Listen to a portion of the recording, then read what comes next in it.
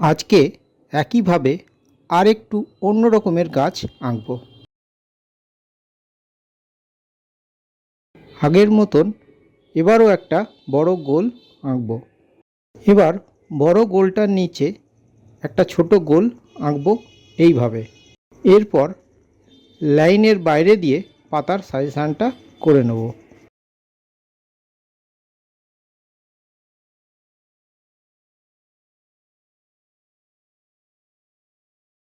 এরপর এইখানে একটা আরেকটু ছোট গোল, তার ওপর মেঘের মতন করে কিছুটা অংশ আঁকব।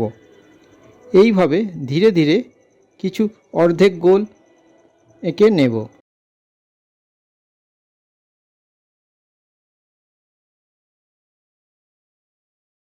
এখানেও এইভাবে পাতার সাজেশানগুলো করে নেব।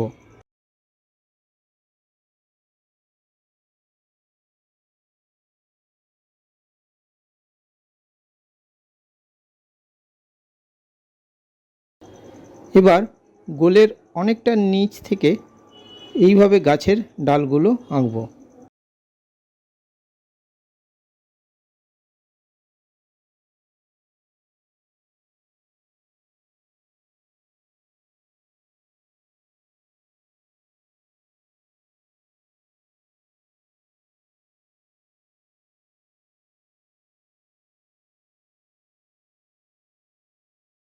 এবার গাছের নিচের দিকে ঘাসের অংশটা এইভাবে করে নেব।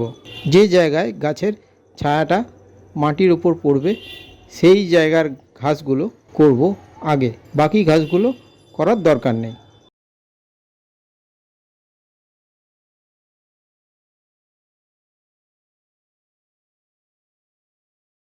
আমি কেক কালার ব্যবহার করছি, তোমরা টিউবের রঙও ব্যবহার করতে পারো।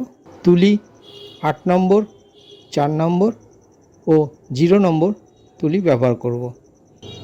ফার্স্ট টোনে লেমন ইয়েলো রঙটাকে কীভাবে গুলছি দেখো।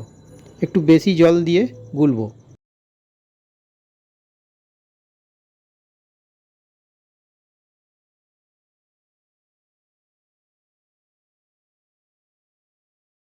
গাছের ওপরের দিকে যেখানে পাতার আলোর অংশটা করব সেখানে এইভাবে লেমন ইয়েলোটা দিয়ে দেব। যেখানে যেখানে আলো রাখবো সেখানে সেখানে এই লেমন ইয়েলোটা এইভাবে দেব।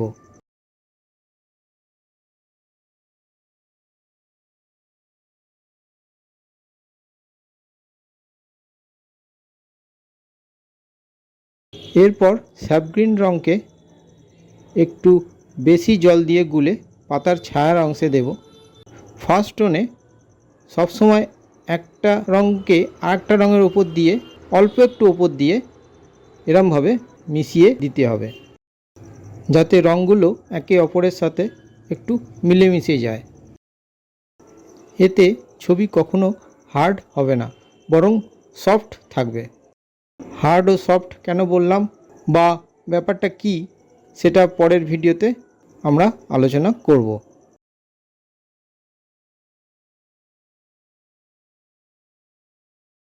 এরপর জল কম দিয়ে স্যাপ গ্রিনটাকে আগের থেকে একটু গাঢ় করে গুলে আবার আগের দেওয়া গ্রিন রঙের উপর দিয়ে এইভাবে দেব। দেখো, আমি পুরো তুলি কাগজে ঠেকাচ্ছি না, শুধু তুলির ডগা দিয়েই রঙটা লাগাচ্ছি। তোমরাও এইভাবে করার চেষ্টা করবে। এর জন্য তোমাদের প্রত্যেক দিন জল রঙ প্র্যাকটিস করতে হবে, একদিন করলে হবে না। একই ছবি বারবার করবে, তাহলে তাড়াতাড়ি শিখে যাবে।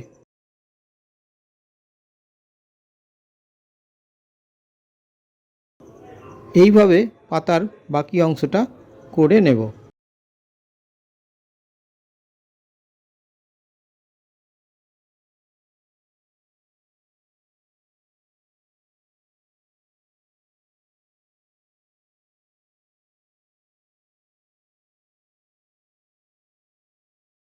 এবার ব্রাউন সাইনার সাথে পেন্স গ্রে রঙকে এইভাবে মিশিয়ে নিয়ে গাছের ডালের ছায়ার অংশে দেব।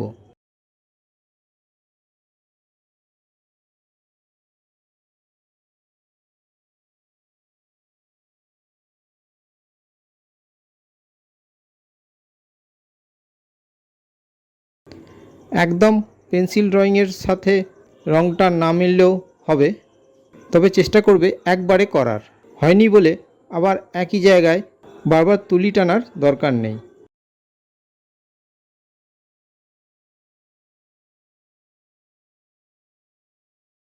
আলোর জায়গাগুলো সাদা ছেড়ে রাখবো।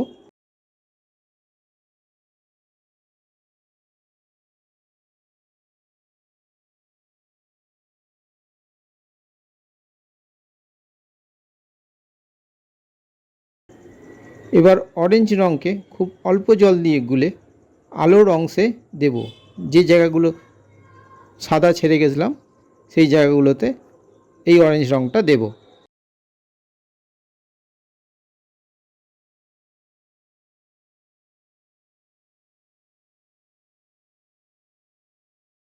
এরপর স্যাপ গ্রিনের সাথে পেন্স গ্রে রঙটাকে খুব অল্প মাত্রায় মিশিয়ে ঘাসের যেখানে গাছের ছায়াটা পড়েছে সেই জায়গাটায় দেব। যেখানে সবচেয়ে বেশি ছায়া মনে হবে সেই জায়গাটা আগে দেব, পরে আশপাশেরগুলো এরমভাবে দেব।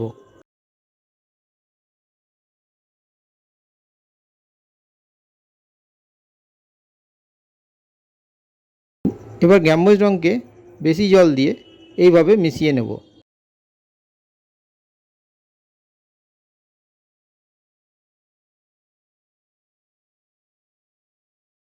ঘাসের আগের রঙের উপর দিয়ে ওভারল্যাপ করে দিয়ে দেব।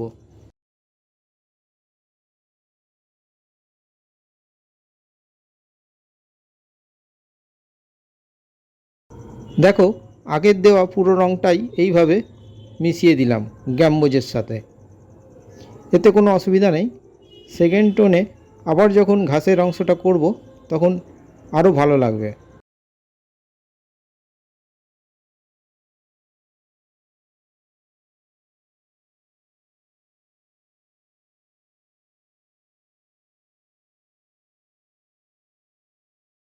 ফার্স্ট টোন সম্পূর্ণ শুকিয়ে গেলে তারপরেই সেকেন্ড টোন করব। সেকেন্ড টোনে স্যাপ গ্রিনের সাথে অল্প পরিমাণে ব্রাউন সায়ানা রঙটাকে খুব অল্প জল দিয়ে গুলে ঠিক এইভাবে দেব। পাতার যেখানে সবথেকে বেশি ছায়া হবে সেখানে আগে দেব, তারপর আশেপাশে দেব। 4 নম্বর তুলিটা সেকেন্ড টোন করার জন্য ব্যবহার করব। সেকেন্ড টোনে বেশি কাজ করব না, যতটুকু না করলেই নয় ততটাই করব এবং ধীরে ধীরে করব। তাড়াহুড়ো করলে কাজ খারাপ হয়ে যাবে।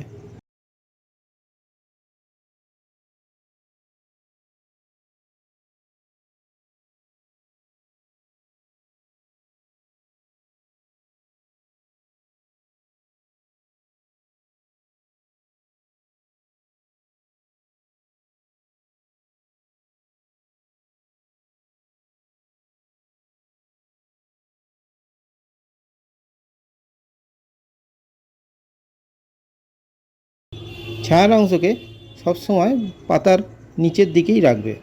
উপরের দিকে দু একটা রঙের এরকম টাচ দিয়ে দেবো, বেশি দেব না।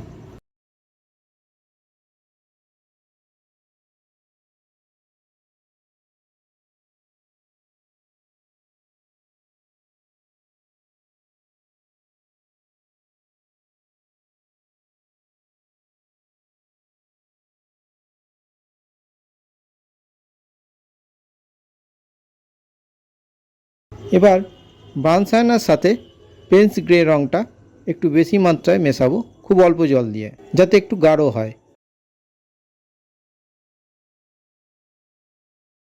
এবার এই রঙটা ঠিক এইভাবে গাছের ডালের ছায়ার অংশে দেব। কালো রঙ একদমই ব্যবহার করব না। পেন্স গ্রে রঙটাই ছায়ার রঙ, তাই এর সাথে যে কোনো রঙ মেশালে সেই রঙের ছায়ার কালার তৈরি হয়ে যাবে।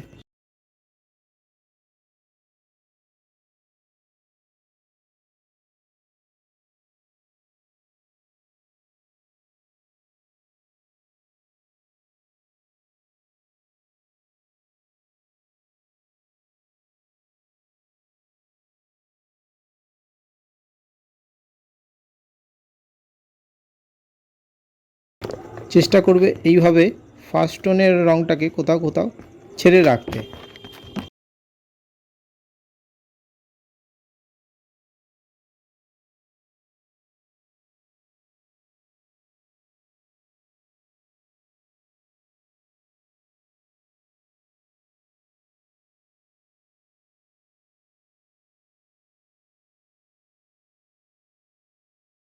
সব সময় সেকেন্ড টোনে ও থার্ড টোনে খুবই অল্প কাজ করব।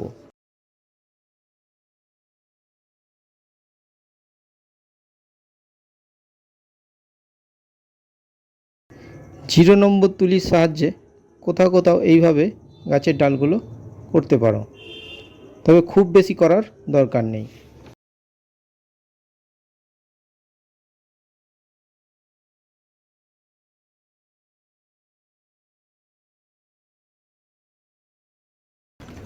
এবার স্যাপ গ্রিনের সাথে পেন্স গ্রে মিশিয়ে 0 নম্বর তুলির সাহায্যে ঘাসের মধ্যে যেখানে সবচেয়ে ছায়া আছে সেই জায়গাটা আগে দেব।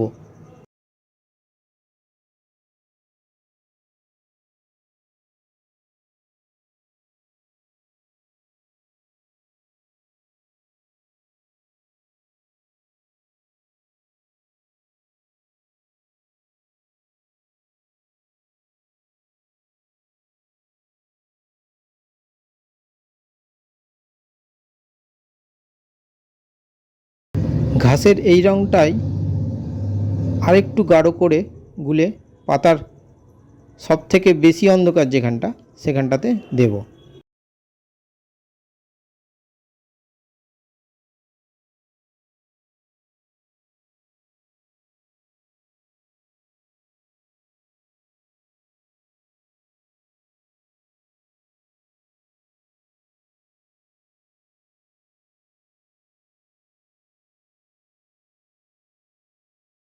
একই রং নিয়ে গাছের আলোর অংশ কোথাও কোথাও এইভাবে দেব।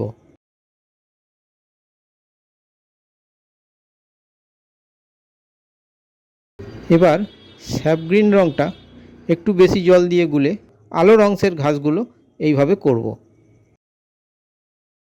গাছের গোড়ার কাছের দিকে ছোট ছোট স্ট্রোক দেবো। যত গাছের দূরে যাব বা তোমার সামনের দিকে আসবে তত স্ট্রোকগুলো বড় বড় হতে থাকবে। তোমাদের যদি এই গাছের ছবিটা ভালো লাগে তাহলে লাইক, শেয়ার ও সাবস্ক্রাইব করতে ভুলো না।